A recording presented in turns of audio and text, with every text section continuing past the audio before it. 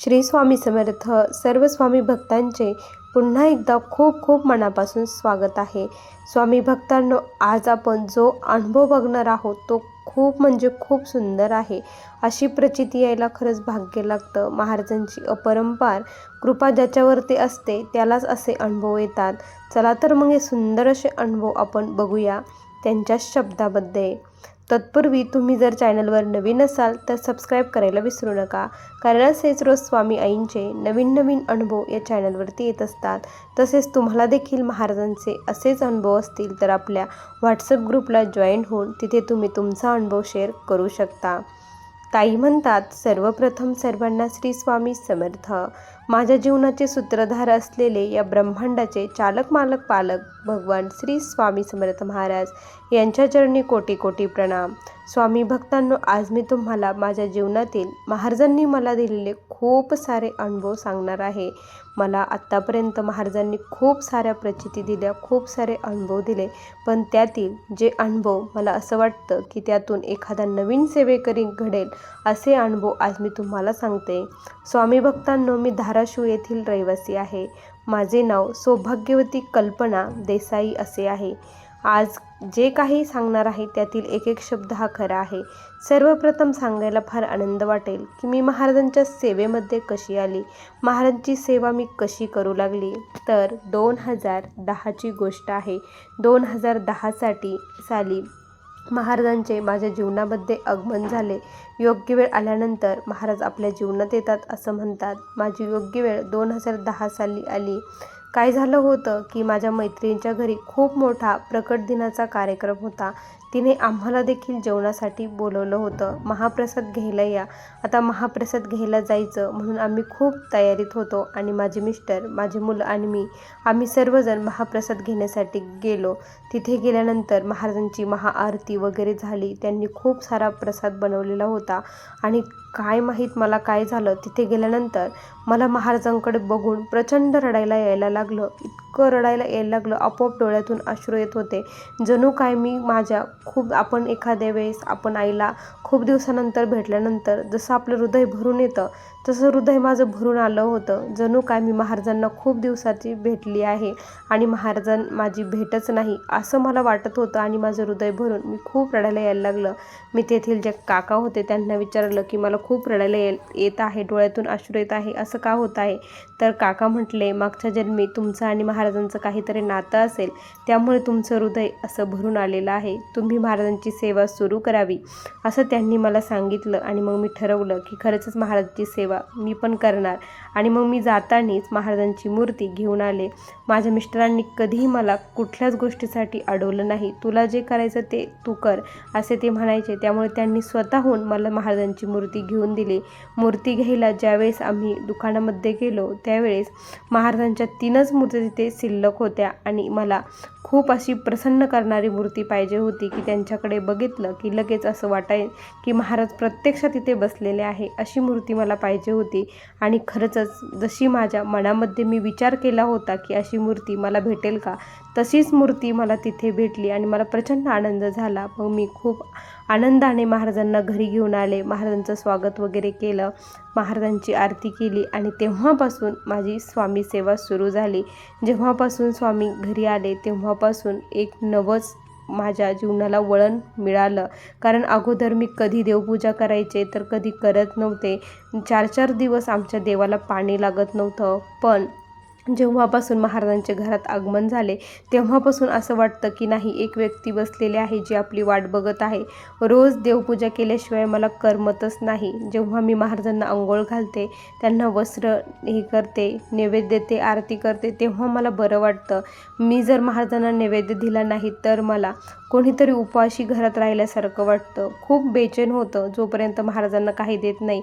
जेवायला जर बसले, महाराजांना जर नैवेद्य दिला नाही तर मनात येतं आज महाराज उपाशीच आहे अशी भावना तयार होते. आणि महाराजांनी याचीच प्रचिती मला खूप छान अशी दिली. एकदा असंच मी महाराजांचे खूप व्हिडिओ बघत होती. तेव्हा महाराजांचे व्हिडिओ बघता बघता असे व्हिडिओ माझ्यासमोर आले की तिथे महाराजांनी नैवेद्य ग्रहण केला. हे बघून मला खूप कुतूहल वाटलं. खरंच असं होऊ शकतं का, असं असतं का, असं काही काही नसेल, हे ताई काही पण सांगतात असे मनामध्ये विचार आले. आणि दुसऱ्या दिवशी मी जेव्हा नैवेद्य वाढला, महाराजांशीच बोलते, मी एकटीच घरी होते, महाराजांशी बोलते, महाराज तुम्ही खरंच आहात का? खरंच नैवेद्य खातात का? त्यांचा नैवेद्य तुम्ही खरं खाल्ला का? जर खरं खाल्ला असेल तर या पामाराच्या घरचा देखील एक घास का होईना खा ना, मला एक समाधान वाटेल की तुम्ही खरंच खातात. म्हणजे मला नवीन नवीन पदार्थ तुमच्यासाठी बनायला प्रचंड आनंद वाटेल.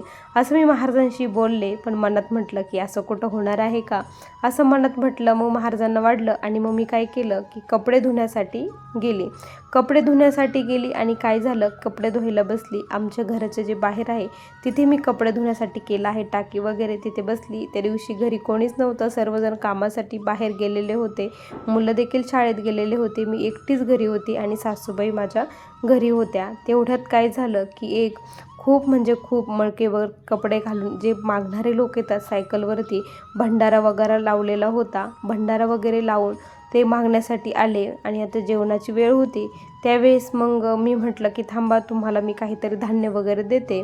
तर ते डायरेक्ट मला काय म्हटले की नाही, एक घास मी तुझा आज खायला आलेलो आहे असं म्हटले. मला त्यावेळेस काही कळालं नाही. मला जेवायला देतेस का?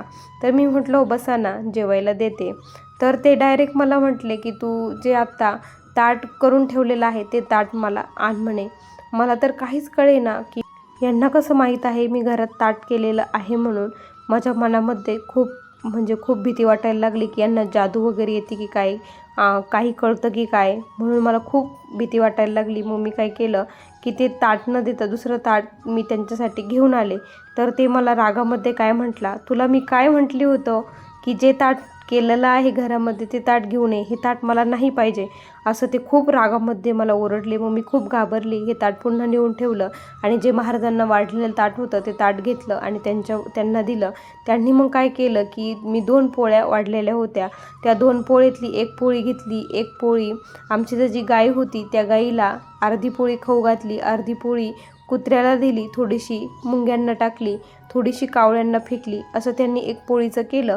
हा बाबा असं विचित्र कृत्य का बरं करत आहे, याला भूक लागलेली आहे तर याने जेवायचं ना, असं माझ्या मनामध्ये विचार येऊ लागले. तर मग मी काय केलं की म्हटलं बाबा तुम्ही जेवण करा आता. मग मी कपडे धुवायला बसली आणि ते जेवण करू लागले. माझ्या सासूबाई त्यांच्यासोबत गप्पा मारू लागल्या. मी मात्र महाराजांचं नामस्मरण करत कपडे धुते, कारण मला सवय होती जेव्हा मी काम करायची तेव्हा महाराजांचंच नामस्मरण माझ्या मुखामध्ये असायचं. मी श्री स्वामी समर्थ, श्री स्वामी समर्थ म्हणत माझं काम करत होती. म्हटलं बाबा तुम्हाला काही पाहिजे असेल तर सांगा, मी पुन्हा तुम्हाला भाजी पोळी देते. नाही म्हणे याच्यातच माझं पोट भरेल, मला एवढंच बस झालं असं ते म्हटले. माझ्या सासूबाई गप्पा मारत होत्या, तुम्ही कुठून आले, कसे आले, कुठले आहात, असे माझ्या सासूबाई त्यांच्यासोबत गप्पा मारत होतात. तर त्यांनी सांगितलं की मी जवळच्याच गावाचं आहे, जवळूनच आलेलो आहे. पण माझ्या सासूबाई म्हणते या अगोदर तर तुम्ही कधीच आले नाही. तर म्हणे मला कोणी त्यावेळेस बोलवलंच नाही, आज बोलवलं तर मग आलो म्हणे मी. तर म्हटलं माझ्या सासूबाई म्हणे तुम्हाला कोणी बोलवलं? म्हणे असंच जे ताई आहेत ना म्हणे तिकडल्या, त्या ताईंनी मला बोलवलं आहे असं ते म्हटले. त्यानंतर त्यांनी जेवण वगैरे केलं. त्या ताटामध्ये हात त्यांनी धुतला नाही, हात बाजूला धुतला.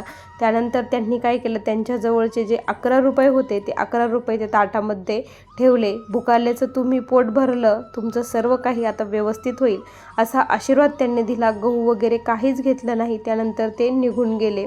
ते निघून गेल्यानंतर मग मला थोडंसं हेच वाटलं की म्हणजे आता मागणारे जे येतात ते तर आपल्याकडून घेऊन जातात, आपल्याला कोणी काही असं देत नाही. यांनी 11 रुपये दिले आणि त्या ताटामध्ये 11 रुपये मी जे घेतले ते तिजोरीमध्ये ठेवले. आणि तेव्हापासून स्वामी भक्तांनो आमच्या तिजोरीमधले पैसे खरंच कधीच कमी झाले नाही. जे पैसे संपायच्या अगोदरच त्याच्यामध्ये पैसे यायला लागले. आणि मग मला क्लिक झालं की मी महाराजांना बोलली होती की तुम्ही असाल तर एक घास खाण्यासाठी या, आणि तेच ते म्हटले की मी एक घास खाण्यासाठी आलो. त्यांनी तेच ताट मागितलं. त्यानंतर त्यांनी सांगितलं की त्या ताईंनी बोलवलं, एवढ्या दिवस मला कोणी बोलवलं नाही म्हणून आलो नाही, आज बोलवलं तर मी आलो. आणि मी तिकडेच धुणं धुत होती, त्यामुळे त्या म्हटल्या तिकडल्या ताईंनी असं म्हटल्यानंतर मला नंतर क्लिक झालं आणि मला प्रचंड पश्चाताप येऊ लागला की खरंच महाराज प्रत्यक्षात आले आणि मी त्यांना ओळखू शकले नाही. मला खूप रडायला यायला लागलं. मी महाराजांच्या पुढे गेले, महाराजांना मुजरा केला आणि महाराजांपुढे रडली, महाराज खरंच तुम्ही आला पण मी तुम्हाला ओळखू शकले नाही, मला माफ करा. मी तुमची परीक्षा घेण्याचा प्रयत्न केला, पण खरंच तुम्ही आहात याची मला साक्ष तुम्ही आज दिली. यानंतर मी असं कधीच वागणार नाही असं मी महाराजांना म्हटली. त्या दिवसापासून मी खूप मनोभावे आणखी महाराजांना नैवेद्य देऊ लागले. 3 अध्याय 11 माळी जप मी करू लागली आणि महाराजांनी या सेवेमुळे मला खूप मोठी प्रचिती जी दिली ती मी तर कधीच विसरू शकणार नाही. मुलांना सुट्ट्या होत्या तर माझ्या मिस्टरांना मी बोलले की आपण कुठेतरी बाहेर जाऊया, खूप दिवस झाले आपण गेलोच नाही. तर मिस्टरांनाही खूप दिवसाची तिरुपती बालाजीला जाण्याची खूप इच्छा होती. मग आम्ही म्हटलं ठीक आहे आपण तिरुपती बालाजीला जाऊया. मग माझे मिस्टर, मी आणि माझी मुलं आम्ही जाण्यासाठी निघालो. आमचा प्रवास सुखरूप व्हावा म्हणून मी महाराजांची जी काही आमच्या घरात मूर्ती होती ती मूर्ती आम्ही सोबत घेऊन गेलो. स्वामी भक्तांनो, ही गोष्ट 2015 सालची आहे. त्यावेळेस मला 5 वर्ष स्वामी सेवेत झालेले होते. महाराजांची मूर्ती सोबत घेऊन गेलो. महाराज तुम्ही आमच्या सोबत चलावं अशी आग्रहाने महाराजांना विनंती केली. महाराजांना सोबत घेऊन गेलो. जेव्हा जेव्हा आम्ही नाश्ता वगैरे करायचो तेव्हा तेव्हा महाराजांना मी तो नाश्ता देत असायची. मग आम्ही खात असायचो. मिस्टर म्हणायचे की घरी पण वेड्यासारखं करते आणि इथं पण वेड्यासारखं करते. तर मी म्हटलं नाही हो, आपले महाराज आपल्यासोबत आहे ना, त्यांना कसं उपाशी ठेवणार. मग माझी श्रद्धाभाव बघून ते पण नंतर काहीच म्हणत नसायचे.